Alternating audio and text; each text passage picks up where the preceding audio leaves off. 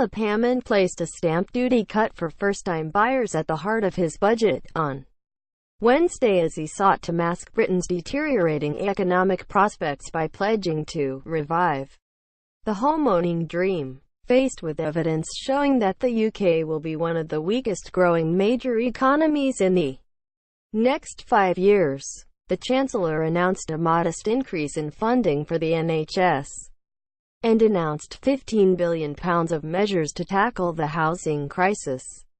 The budget measures, while welcomed by Conservative MPs, were overshadowed by new forecasts by the Independent Office for Budget Responsibility that cut the rate at which Britain is expected to grow in the years up until 2022 by a quarter.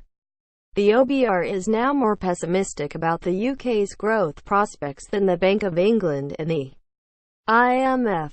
In its biggest downgrade since its creation 7 years ago, the OBR said earnings and living standards would be squeezed hard over the next 2 years, even if the government succeeds in striking a Brexit deal with other EU member states.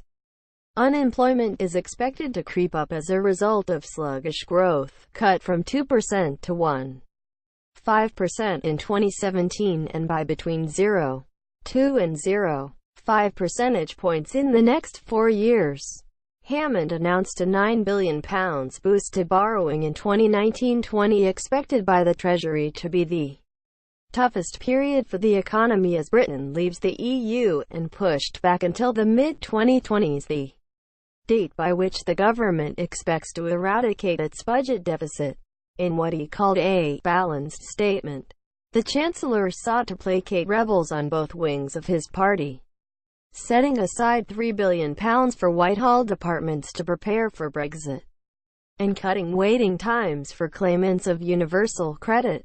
Hammond had been under intense pressure to respond to the concerns expressed by voters during the general election campaign about cuts to public services and the rising cost of living, with several vocal MPs, including former Minister Nick Boles, calling for an end to austerity.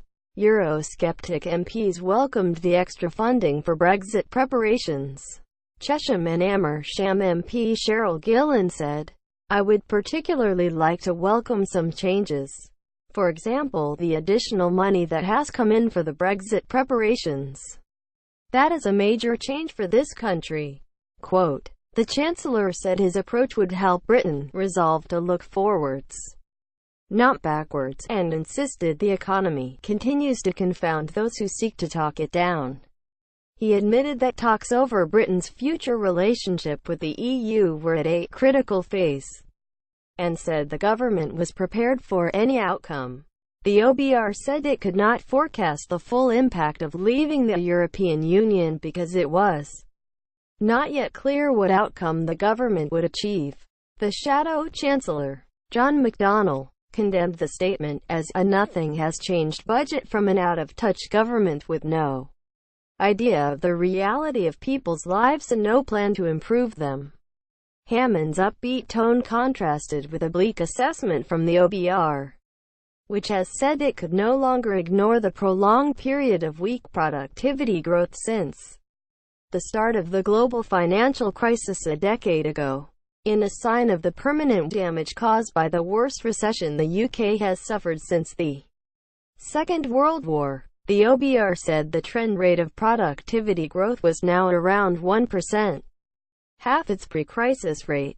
Analysis by the Resolution Foundation suggested the downgrade to GDP growth forecasts would result in a £1.000 a year cut to the average family's income, with average pay not recovering to pre-crash levels until 2023.